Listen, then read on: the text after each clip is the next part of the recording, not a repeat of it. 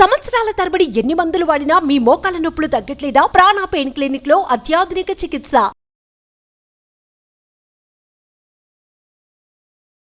ప్రస్తుతం మనతో పాటు ఉన్నారు senior general physician doctor M V Rao garu, Yashoda hospitals నుంచి. ఒక్కసారి డాక్టర్ గారితో మాట్లాడదాం. డి వైటమిన్ కి సంబంధించినటువంటి ప్రాబ్లమ్స్ ఏంటి, అసలు వైటమిన్ డి ప్రాబ్లం ఎందుకు వస్తుంది, చిన్న పిల్లల్లో అయితే ఎలాంటి సమస్యలు వస్తాయి, పెద్దవాళ్ళలో అయితే ఎలా వస్తాయి, ముఖ్యంగా ప్రెగ్నెంట్ లో అయితే ఇంకెన్ని ఇబ్బందులు అవుతాయి, వీటన్నిటిని ఎలా అధిగమించాలి? ఎందుకంటే ఇప్పుడు చూస్తున్నాము దాదాపు 70 నుంచి 80% మందికి వైటమిన్ డి ప్రాబ్లమ్స్ వస్తున్నాయి, అందులోనూ మహిళలకి మరింత. సో ఈ ప్రాబ్లం నుంచి ఎలా బయటపడాలి డాక్టర్ గారిని అడిగి తెలుసుకుందాం. సార్ నమస్తే. నమస్తే అండి. ఎక్కడ చూసినా సరే వైటమిన్ డి డెఫిషియన్సీతో బాధపడుతున్న పేషెంట్స్ని రెగ్యులర్గా చూస్తున్నాం సార్. మరి అది పెద్ద సమస్యగా కొంతమంది తీసుకుంటారు, కొంతమంది ఏముందిలే వైటమిన్ డి కాసేపు ఎండలో నుంచి ఉంటే అయిపోతుంది, తగ్గిపోతుంది, వచ్చేస్తుంది అని. కానీ ఎండలో తిరిగే వాళ్ళకు కూడా అలాంటి ప్రాబ్లమ్స్ వస్తున్నాయి. ఫస్ట్ వైటమిన్ డి ఎందుకు డెఫిషియన్సీ వస్తుంది? వైటమిన్ డి అనేది గత 15 సంవత్సరాలుగా మనం ఎక్కువ చూస్తున్నాం ఈ సమస్య అనేది. ఇంతకుముందు ఉండేది, కాకపోతే ఈ మధ్య టెస్టులు లభ్యం కావటం వల్ల కొంచెం చాలా మంది కనిపెడుతున్నాం. అందువల్ల ఇది కొంచెం ప్రాచుర్యం ఎక్కువ పొందింది. అదే కొంత అనేక కంపెనీలు కూడా విటమిన్ డి తయారు చేసి కొంచెం అగ్రెసివ్ కమర్షియల్ ప్రమోషన్ వల్ల కూడా చాలా మంది తెలుస్తుంది. ఒకప్పుడు వైటమిన్ డి 1-2 కంపెనీలు తయారు చేసేది. అనేక కంపెనీలు వైటమిన్ డి తయారు చేయడం అఫ్కోర్స్ అందరికి అవసరం ఉంది. ఎందుకంటే ప్రపంచ ఆరోగ్య సంస్థ ప్రకారం కానివ్వండి, ఇతర పరిశోధనల ప్రకారం భారతదేశమే కాదు ప్రపంచంలో కొన్ని వందల కోట్ల మందికి విటమిన్ డి లోపం ఉంది. మన దేశంలో ముఖ్యంగా ఎండలో ఎక్కువ కాలం మనం గడిపినా కానీ మనకి విటమిన్ డి తయారు కాదు. దానికి అనేక కారణాలు ఉన్నాయి. ఒకటి, మన ఆహారంలో విటమిన్ డి ఉండదు. ప్రపంచం ఎక్కడైనా తినే ఆహారంలో విటమిన్ డి తక్కువ. విటమిన్ డి సోర్స్ ఏంటి?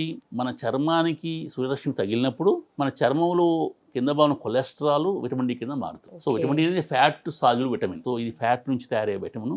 ఎండ తగిలినప్పుడు మనకి విటమిన్ తయారవుతుంది. ఈ విటమిన్ ఈ చర్మం నుంచి లివర్కి వెళ్ళి అక్కడ మళ్ళీ హైడ్రాక్సిలేషన్ జరిగి అక్కడ నుంచి మళ్ళీ కిడ్నీకి వెళ్ళి అక్కడ హైడ్రాక్సిలేషన్ జరిగి అప్పుడు యాక్టివ్ ఫామ్ విటమిన్ డి తయారవుతుంది. సో విటమిన్ డి మనకు తక్కువ కారణం ఏంటంటే, ఒకటి, ఇది సాధారణంగా మనం తినే ఆహారంలో తక్కువ ఉంటుంది. ఇది ఎక్కువ ఉండే చేపల్లో, ముఖ్యంగా ఫ్యాట్ ఉండే చేపల్లో. మన దేశంలో, మన రాష్ట్రంలో ఫ్యాట్ చేప అయిన వంజరం.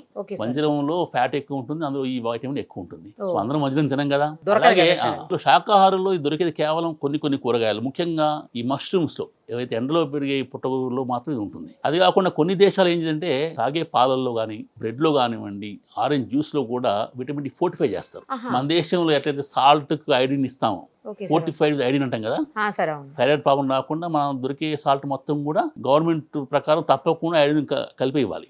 దాన్ని 45 విత్ ఐడిన్ అంటాం, ఐడిన్ ఫోర్టిఫైడ్ సాల్ట్. అదేవిధంగా మన ఆహారంలో కూడా విటమిన్ డి ఇస్తే మంచిది. ప్రపంచంలో అనేక దేశాల్లో, ముఖ్యంగా ఈ నార్త్ అమెరికన్ కంట్రీస్లో, యూరోప్లో కూడా వాళ్ళు తినే ప్రధాన ఆహారం బ్రెడ్లో, అది మిల్క్లో కూడా విటమిన్ డి ఫోర్టిఫై చేస్తారు. దానివల్ల విటమిన్ డి లోపం తక్కువ వస్తుందని. సో అదే మన దేశంలో విటమిన్ డి తక్కువ. ఇంకో కారణం మన స్కిన్ కలర్. మన స్కిన్ మెలనిన్ పిగ్మెంట్ ఎక్కువ ఉండటం వల్ల మనం కొంచెం డార్క్గా ఉంటాం.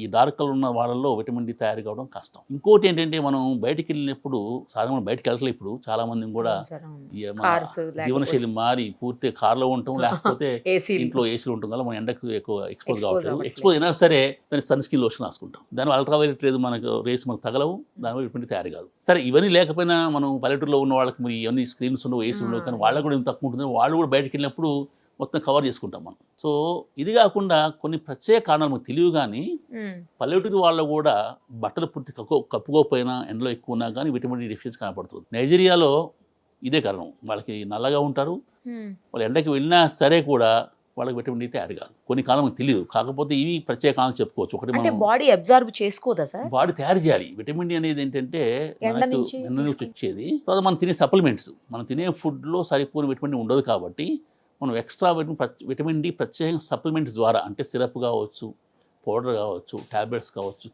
క్యాప్సూల్ కావచ్చు వాడాల్సింది, ఇంజెక్షన్ కావచ్చు వాడాల్సిందే. అలా వాడి తప్ప మనకి విటమిన్ డి సరిపోని విటమిన్ రాదు.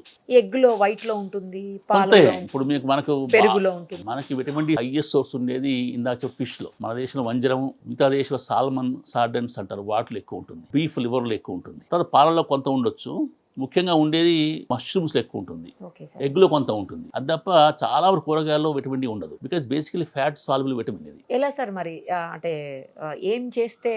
అదే విటమిన్ డి గురించి చాలా వరకు ఇప్పుడు చూస్తే అనేక దేశాలు చర్చిస్తుంటారు, కానీ విటమిన్ డి మనకున్నంత తక్కువనా కానీ బాగా తక్కువ ఉంటే మనకు ప్రాబ్లమ్స్ వస్తాయి. ఎలాంటి ప్రాబ్లమ్స్ వస్తాయి సార్? విటమిన్ డి తక్కువ ఉన్నప్పుడు పిల్లల్లో ముఖ్యంగా విటమిన్ డి ఫంక్షన్ ఏంటంటే కాల్షియం ఫాస్ఫరస్ మెటబాలిజం. అంటే ఇది మన ప్రేవుల్లోంచి కాల్షియం అబ్జార్బ్ చేసుకోవాలి. అదే మన బోన్ హెల్త్కి, అంటే బోన్ మినరలైజేషన్, బోన్ గట్టిపట్టడానికి తప్పకుండా విటమిన్ డి ఉపయోగపడుతుంది. సో విటమిన్ డి లోపం ఏమవుతుందంటే పిల్లల బోన్స్ ముందే చాలా మెత్తగా ఉంటాయి. విటమిన్ డి లేనప్పుడు ఏమవుతుందంటే బోన్స్ సరిగ్గా ఫామ్ అవ్వక వంకర పోతాయి. వీటిని దొడ్డి కాళ్ళు అంటాం. ఇలా చక్కగా ఉండే కాళ్ళు ఇలా వంకర పోతాయి. దీన్ని మనం రికెట్స్ అంటాం చిన్నపిల్లలు వచ్చింది. అదే మీరు చూస్తే కొంతమంది పిల్లల ఛాతి కూడా కొంతమంది లోతుగా ఉంటుంది, కుంటబడి ఉంటుంది. దాన్ని పెక్కస్ ఎక్స్కేవేటం అంటాం. ఈ పక్కటే ముక్కలు పలచగా ఉండటం వల్ల వాళ్ళు చేయి పట్టి పడుకున్నప్పుడు లోపలికి పోతుంది. అలాగే కొంతమందికి ఈ స్కల్ కూడా కొంచెం చూసి చొట్టబడుతుంది. కొంతమంది చిన్నప్పుడు ఒకే పక్కన పడుకోబెడితే విటమిన్ డి లోపం ఉన్నప్పుడు ఈ ఎముకలు మెత్తగా ఉంటాయి కాబట్టి అవి కూడా చొట్టబడుతుంటాయి. వీటిని రికెట్స్ అంటాం. సో రికెట్స్ ఉన్నప్పుడు ఎదుగుదల సరిగా ఉండదు, దొడ్డి కాళ్ళు వచ్చే అవకాశం ఉంది. అదే పెద్దవాళ్ళు ఇదే వస్తే బోన్ ఆల్రెడీ ఫామ్ అయి ఉంటుంది. కాకపోతే బోన్లో మినరల్ కాంటెంట్ తక్కువ ఆస్టియోమలేషియా అని జబ్బు వస్తుంది. అంటే బోన్స్ పల్చగా అయిపోతాయి, అయిపోయి పెలుసు అయిపోయి విరిగిపోతూ ఉంటాయి, నొప్పి వస్తుంటుంది. అదేవిధంగా ఇది ముఖ్యంగా స్త్రీలలో, ముఖ్యంగా పోస్ట్ మెనోపాజ్ అంటే వయసు ఆగిపోయిన స్త్రీలలో ఆస్టియోపోరోసిస్ ఎక్కువ ఉంటుంది. దానికి తోడు విటమిన్ డి తక్కువ ఉంటే ఆస్టియోపోరోసిస్ ఎక్కువైపోయి తొందరగా వాళ్ళకి ఎముకలు విరుగుతుంటాయి. ఇటు చాలామంది తొంటి ఎముకలు విరుగుతుంటాయి.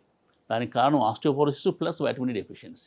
సో ఇది కాకుండా కొంతమందిలో చాలా వరకు ఇప్పుడు రీసెర్చ్ చేసేదంటే కొంతమందికి రుజువు కాదు, కానీ విటమిన్ డి తక్కువ ఉంటే అఫ్కోర్స్ ఎట్లా మజిల్ పెయిన్స్ ఎలాగ ఉంటాయి. అలాగే విటమిన్ డి తక్కువ ఉండటం వల్ల మజిల్ పెయిన్స్ కాకుండా ఒక్కోసారి కండరాలు, గుండె కండరం కూడా ఒకసారి వీక్ అవుతుందని చెప్తుంటారు. కొంతమంది డయాబెటీస్ ఎక్కువ అవుతుందని చెప్తుంటారు. ప్రెగ్నెన్సీ డయాబెటీస్ వస్తుంది చెప్తుంటారు. అదేవిధంగా విటమిన్ డి తక్కువ ఉంటే కొంతమంది సైజోఫ్రీనియా, కొంచెం మానసిక వ్యాధులు వస్తాయని కూడా కొంచెం రుజువు కాలేదు కానీ చెప్తూ ఉంటారు అన్నమాట. కొన్ని క్యాన్సర్స్ కూడా విటమిన్ డి లోపం కారణం అంటారు, మెలనోమాకి. సో కొంతమంది మెలనోమా వచ్చే అవకాశం ఉంది కూడా చెప్తూ ఉంటారు. కాకపోతే మనం అనుకున్నంత భయంకరం కాదు, బాగా తీవ్రంగా తక్కువ ఉన్నప్పుడే మనం ఈ సమస్యలు చూస్తూ ఉంటాం. ముఖ్యంగా విటమిన్ డి పిల్లల్లో కాకుండా గర్భిణీస్తులు చాలా ముఖ్యం. వాళ్ళ డిమాండ్స్ ఎక్కువ ఉంటాయి కాబట్టి విటమిన్ డి సప్లిమెంట్స్ తప్పకుండా గర్భిణీస్తులు వాడాల్సిందే. నేను విన్నాను కొంతమందిలో బాగా నీరసంగా ఉంటుందని చెప్పేసి, ఏ పని చేసినా కూడా అలసిపోతున్న ఫీలింగ్ ఉంటుంది. తర్వాత ఏమో బోన్ డెన్సిటీ కూడా చాలా తక్కువ ఉంటుంది. ఊరికి కింద పడిపోతూ ఉంటారు, పడిపోయారంటే ఇరిగిపోతాయి అన్నీ అని చెప్పేసి. నెక్స్ట్ ఏమో మూడ్ కూడా కంటిన్యూస్గా చేంజ్ అయిపోతూ ఉంటుంది, మూడ్ డిజార్డర్స్ ఉంటాయని. ఇవన్నీ నిజమేనా సార్? అంటే ఇప్పుడు మీరు చెప్పిన సిమ్టమ్స్ అన్ని అనేక రకాల జబ్బులు ఉంటాయి. విటమిన్ డి లోపం ఉన్నప్పుడు కూడా చాలామంది ఇందాక చెప్పినట్టుగా మజిల్ పెయిన్స్ ఉంటాయి, ఇరిటబిలిటీ చికాకు ఉంటుంది, నీరసం ఉంటుంది. ఒక్కోసారి పడిపోగానే మీ అందరిగా ఫ్రాక్చర్లు ఈజీగా అవుతుంటాయి. కొంతమంది బిహేవియర్ చేంజెస్ వస్తుంటాయి, మానసిక పరిస్థితి సరిగా ఉండదు. ఆల్జీమర్ డిసీజ్, కొంతమంది డిమెన్షియా అంటే మతిమరుపు వ్యాధి వచ్చే అవకాశం కూడా ఉంది.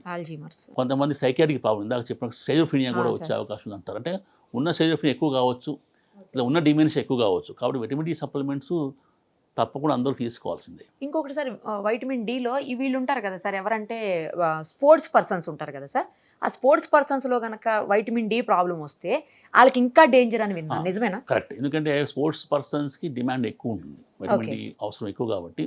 మామూలుగా మనకు 400 యూనిట్స్ అవసరం అయితే వాళ్ళు 600 యూనిట్స్ అవసరం అవుతాయి. మనకి 400 international units per day requirement ఉంటే వాళ్ళకి మనకంటే ఇంకో 50% ఎక్కువ కాబట్టి తప్పకుండా వాళ్ళు విటమిన్ డి మనకంటే ఎక్కువ తీసుకోవాలి. కొంచెం ఓల్డ్ ఏజ్ పీపుల్ అయితే సార్, ఓల్డ్ ఏజ్ పీపుల్ ఏమవుతుందంటే old age people skin old అవుతుంది కదా, ఆ స్కిన్ ఆ విటమిన్ డి దగ్గర తయారు చేయలేదు కాబట్టి వాళ్ళకు కూడా మనకు డిమాండ్ ఎక్కువ అవసరం. దాదాపు వాళ్ళకి 800 యూనిట్లు అవసరం రావచ్చు. వయసులో ఉన్న వ్యక్తుల కంటే ముసలి వారిలో విటమిన్ డి యొక్క సప్లిమెంట్స్ డోస్ ఎక్కువ ఇవ్వాలి. అలాగే మనం ప్రెగ్నెంట్ ఉమెన్కి ఎక్కువ ఇవ్వాలి. మీరు చెప్పినట్టుగా స్పోర్ట్స్ మెన్కి ఎక్కువ ఇవ్వాలి. ఇప్పుడు కాసేపు మార్నింగ్ అవర్స్లో ఎండ అంటే 6 నుంచి 8 మధ్యలో బయట ఎండలో తిరిగితే ఎక్కువ అబ్జార్బ్షన్ ఉంటుంది బాడీకి వైటమిన్ డి అంటారు, నిజమా సార్? అవును, ఎందుకంటే అప్పుడు అల్ట్రావైలెట్ రేస్ మనకు తాగుతాయి కాబట్టి మన స్కిన్లో ఈ విటమిన్ డి తయారవుతుంది. లేత ఎండ అంటాం కదా, ఆ ఎండకి ఎక్స్పోజ్ అయినప్పుడు తప్పకుండా విటమిన్ డి తయారవుతుంది. సహసిద్ధంగా మీకు విటమిన్ డి రావాలంటే ఆ ఎండలో ఒక 45 మినిట్స్ ఉంటే బాగుంటుంది. అది కూడా బట్టలు కప్పుకొని కదా, బట్టలు సాధ్యమైనంత వరకు బాడీ ఎక్స్పోజ్ కావాలి. పిల్లలకైతే బెటర్ ఏమో సార్ ఆ టైంలో కాసేపు బయట వదిలేస్తే. అందుకే మీరు చిన్నప్పుడు చూస్తే మన చిన్నప్పుడు ఎండలో పెట్టేవాళ్ళు పిల్లలు, అది కారణం. నూనె రాసి మంచిగా ఎండలో కాసేపు వదిలేస్తారు, ఆడుకునేవాళ్ళు. ఎగ్జాక్ట్లీ. తర్వాత కళ్ళకు కూడా ఏదో ప్రాబ్లం ఉందని ఎండలో వదులుతారు కదా సార్, అది కూడా కరెక్టేనా? అది కరెక్ట్ కాదు, కానీ విటమిన్ డి మాత్రం చాలా ముఖ్యమైనది, అది తయారవుతుంది. మార్నింగ్ అవర్స్లో ఎండ అంటే అందరికీ సాధ్యం కాకపోవచ్చు, కానీ నార్మల్గా బయట జాబ్స్ కోసం బయట ఎండలో తిరిగే వాళ్ళకి కూడా ప్రాబ్లం వస్తుంది. వాళ్ళకి ఎందుకు వస్తుంది సార్ ప్రాబ్లం? ఇప్పుడు మనం మనుటెండ్లో వెళ్ళినప్పుడు తప్పకుండా మనం కవర్ చేసుకుంటాం. ఫేస్ అయితే కవర్ చేయం కదా సార్. ఫేస్ అని మనం డైరెక్ట్ ఇలా ఎండ వస్తుంది కదా, మనకి తగలగా డైరెక్ట్ తగల కదా, మనకి ఏటవాళ్ళకి వచ్చినప్పుడే మన బాడీకి సూర్యరశ్మి తగులుతుంది. డైరెక్ట్గా సూర్యకిరణాలు మనం పడవు కాబట్టి అలా పడకపోయి ఇండైరెక్ట్గా వచ్చినా వస్తుంది. కాకపోతే మనం సాధారణంగా మన స్కిన్ కలర్ వల్ల మనకు తొందరగా అబ్జర్వ్ అయినా సరే మనకి విటమిన్ డి తయారు కాదు. మరి రెగ్యులర్గా సప్లిమెంట్స్ తీసుకోవడం వల్ల ఏమి సైడ్ ఎఫెక్ట్స్ ఉండవా సార్? ప్రాబ్లం ఉండదు. సమస్య ఏంటంటే ఏదైనా అతి చేయకూడదు మనం. ఈ విటమిన్ డి బాగా ప్రాచుర్యం ఎప్పుడు వచ్చిందంటే ఈ కోవిడ్ అప్పుడు కొన్ని ఇన్ఫెక్షన్స్లో ఈ విటమిన్ డి ముఖ్యంగా ట్యూబర్క్యులోసిస్ ఉన్నప్పుడు విటమిన్ డి వాడాలి. ఎందుకంటే విటమిన్ డి ఇన్ఫ్లమేషన్ తగ్గిస్తుంది, ఇమ్యూనిటీ పెంచుతుంది. కాబట్టి కొన్ని జబ్బులకి మనకి విటమిన్ డి అవసరం రాగానే కోవిడ్లో విరివిగా వాడారు. ఆ టైంలో అసలు అందరికి ఇచ్చారు సార్, అవసరం ఉందో లేదో తెలియదు ఇచ్చి పడేశారు. ఇప్పుడు పోస్ట్ ఇన్ఫెక్షన్ దాని రీసెర్చ్ ప్రకారం చూస్తే అవసరం అంటున్నారు. ఇప్పుడు కాకపోతే విటమిన్ డి డెఫిషియన్సీ ఉన్నప్పుడు ఏ ఇన్ఫెక్షన్ సరే, కోవిడ్ కావచ్చు, ట్యూబర్క్యులోసిస్ కావచ్చు, ఇంకేదైనా ఇన్ఫెక్షన్ కావచ్చు, అది కొంచెం ఉధృతం అవుతుంది. సో ఇమ్యూనిటీ బాగా ఉండాలంటే మనకి విటమిన్ డి ఉండాల్సిందే. ఇమ్యూనిటీ సిస్టమ్ కూడా బాగుంటుందా సార్? ఇమ్యూనిటీ డెఫినెట్గా ఇమ్యూనిటీకి విటమిన్ డి హెల్ప్ చేస్తుంది, ఇన్ఫ్లమేషన్ తగ్గిస్తుంది, మెమరీ పెంచుతుంది. సో విటమిన్ డి ఇవన్నిటికీ ముఖ్యం. ఎందుకు ప్రతి జబ్బుకు కూడా విటమిన్ లింక్ చేస్తున్నారు, హెయిర్ లాస్ కూడా, ఈవెన్ హార్ట్ ప్రాబ్లమ్స్. అవును, అది కూడా. ఎందుకంటే హార్ట్ మజిల్ వీక్ అవకాశం ఉంటుంది. ఎందుకంటే విటమిన్ బాగా తక్కువ ఉన్నప్పుడు కాల్షియం తక్కువ అవుతుందని, దానివల్ల కూడా మసిల్స్ పనిచేయవని, హార్ట్ కూడా మజిలే కాబట్టి అలా మజిల్ వీక్ అయ్యే అవకాశం చెప్తున్నారు. కాకపోతే అంటే విటమిన్ డి ఎక్కువ వాడటంలో కొన్ని ప్రాబ్లమ్స్ వస్తాయి. ఇప్పుడు మనకు విటమిన్ డి మార్కెట్లో ఫ్రీగా లభ్యం అవుతుంది. అవును, సాధారణంగా మనం ఎక్కువ డోసు విటమిన్ డి ఇచ్చినప్పుడు డాక్టర్ ప్రిస్క్రిప్షన్ ఇవ్వాలి. అది ఓకే. మనకేంటంటే మన దేశంలో 60,000 యూనిట్ల క్యాప్సూల్స్ కానివ్వండి, లిక్విడ్ కానీ కొత్తది షార్ట్స్ అంటున్నారు సార్ వస్తాయి.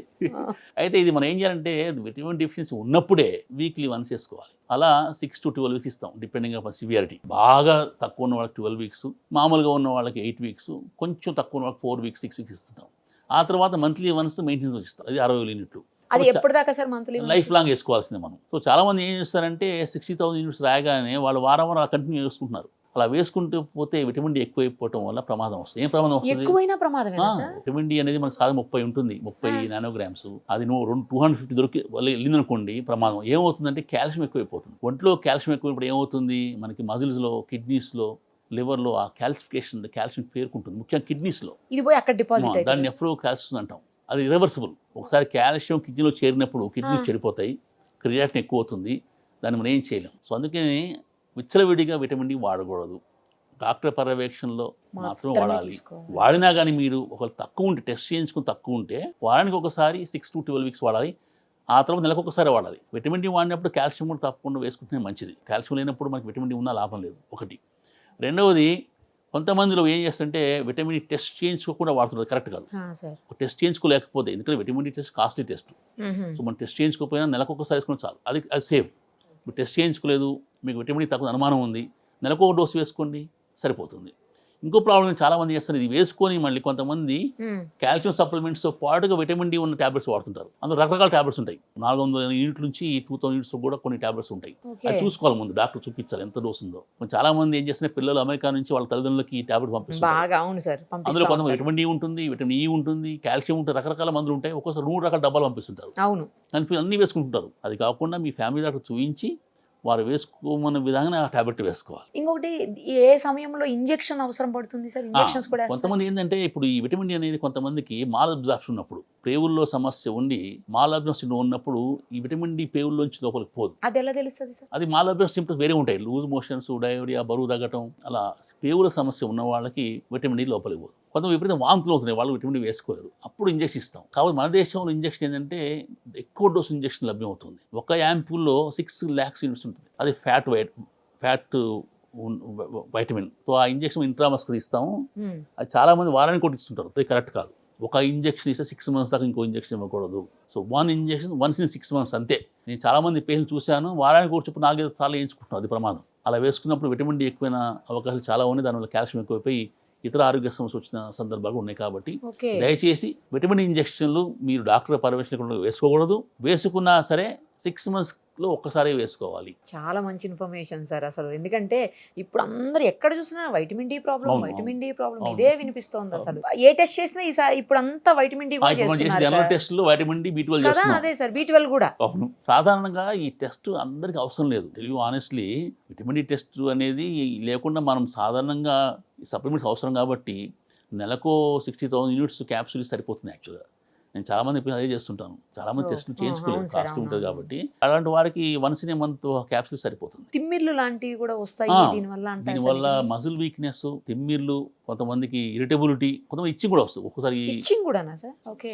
విటమిన్ డి ఎక్కువైనా ఇచ్చింగ్ వస్తుంది, ఒక్కోసారి ఎక్కువైనా వస్తుంది, తక్కువైనా వస్తుంది. ఏదైనా కూడా అతి సర్వత్రా వర్జేయదు అన్నట్టు కరెక్ట్ గా ఏది అవసరమో అదే వాడాలి. మెడిసిన్స్ విషయం అవునండి. కొంతమంది ఇష్టానికి వైటమిన్ క్యాప్సూల్స్ కూడా సంవత్సరాల తరబడి వేసుకుంటాడు. బి కాంప్లెక్స్ చాలా రీసెర్చ్ ప్రకారం అతిగా విటమిన్లు వాడటం వల్ల ఉపయోగం లేదు.